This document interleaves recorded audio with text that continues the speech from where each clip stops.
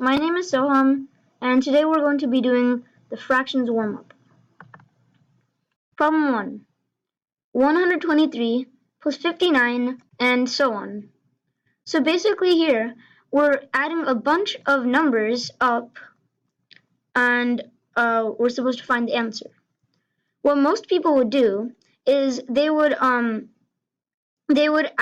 the first number to the second number, and then they would take the sum of that and add it to the third number, and they would keep on doing that until they got their answer. But today we want to find an easier way to do that. So when adding multiple numbers like that, we want to make groups to make the addition easier.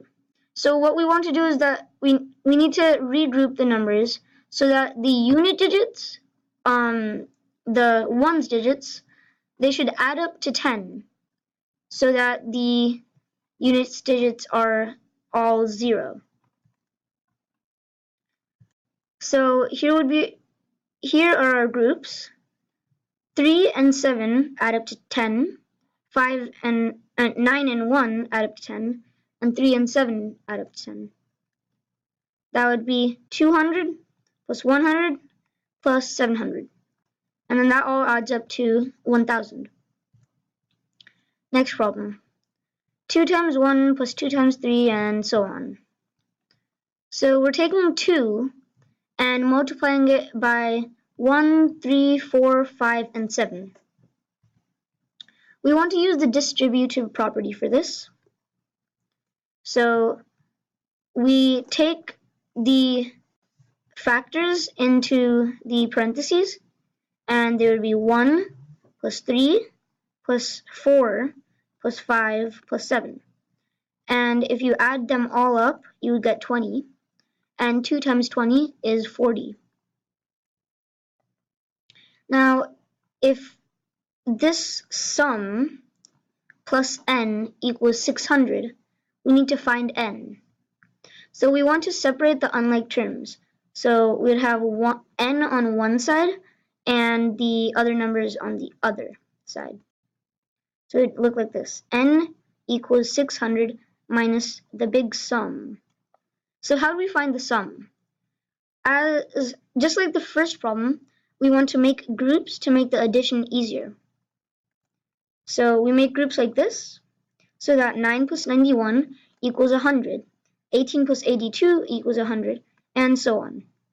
So now it's 600 minus 5 100s, which is 600 minus 500, which equals to 100. To the next problem. 268 plus 1,375, and so on. So what we see here is we have 3 positives and 3 negatives. What are we going to do with that? We want to regroup the numbers so that each pair equals 100. We can do that in this case, like 268 minus 168 equals 100, 1,375 minus 1275 equals 100, 6179 minus 6079 is 100, so that would be 100 plus 100 plus 100, which equals 300. Now on to the next problem. Simplify all of this if the pattern of the sum of 2 consecutive integers followed by 2 subtractions of consecutive integers is continued throughout. So what we see here is that we have one positive, positive, and then negative, negative, positive, positive, negative, negative. And it keeps on going on from 100 to negative 1. So when we have many numbers and many operations in an equation, we want to try and find a pattern and make the groups of the numbers, keeping in mind of the pattern. So when we had positive, positive, negative, negative, we want to make groups of 4 because there are 2 positives, positive, positive, and then 2 negatives, negative, negative, right? So we're going to have groups like this. 100 plus 99 minus 98 minus 97 is one group, and then this is another group, and there are 25 groups since there are 100 numbers and there are put in groups of 4. So 100 divided by 4 is 25, right? Okay, so now we want to find the answer to these groups. So all of them would be 4, right? Because 99 minus 98 is 1, and 100 minus 97 is 3. So 1 plus 3 is 4. And 95 minus 94 is 1, and 96 minus 93 is 3. So 1 plus 3 is 4. And that's a pattern until you get to 4 plus 3 minus 2 minus 1. So as I just said before, there are 25 groups. So this would be 4 times 25, right? So then the answer would be 100. Now on to the next problem. Simplify all of this where every fourth term is subtracted. So this looks the same as our last problem. It's just we have 3 positives and 1 negative instead of 2 positive, 2 negative. So we can do the same thing. We can find the pattern and make the groups. And again, we're going to be making groups of 4 because there's positive, positive, positive, and another negative. So that's 4. So these are our groups. Now we want to find the answer to the groups. So it looks a bit different from last time. It's 200 plus 192 plus 184 and so on until you get to 8. So there's a pattern here. We take 200 minus 8 and then we get 192. And 192 minus 8 is 184. And it keeps on doing that until you get to 8. So 8 is a factor here because of what I just said. So you can divide by 8 on every single number and get this. 8 multiplied by 25, which is 200, and then 8 times 24 is 192, 8 times 23 is 184, and so on. So how are we going to solve this sum? What we can do is if you add 25 plus 1, you would get 26. If you add 24 plus 2, you would get 26. If you add 23 plus 3, you get 26. And it keeps on doing that until you get to 13, which is the middle. So that would be 12 26s and 1 13. So 26 times 12 plus 13 equals 312 plus 13. And 312 plus 13 is 325. 8 times 325 is 2,600.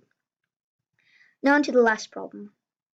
A, B, and C, in that order, are 3 consecutive whole numbers.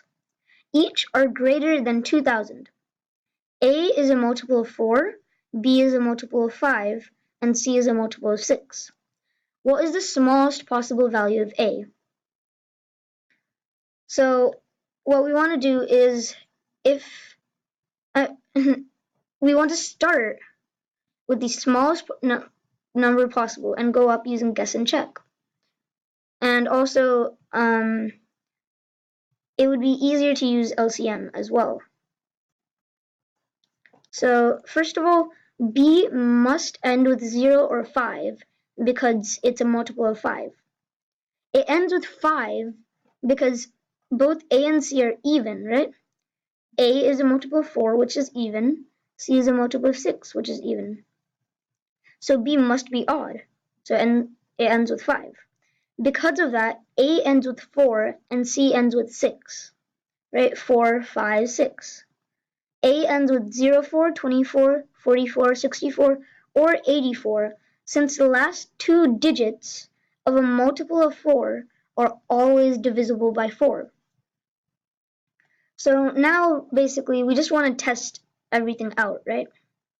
So 2004, 2005, and 2006. 2004, it works for the 3 numbers because 2004 is divisible by 4. 2005 is divisible by 5. Is 2006 divisible by 6? So 6 equals 2 times 3, so it should be divisible by 2 and 3. So it's divisible by 2 because it's even. And to find if a number is divisible by 3, you have to add up all the digits and see if that is divisible by 3. If it is, then the whole number is divisible.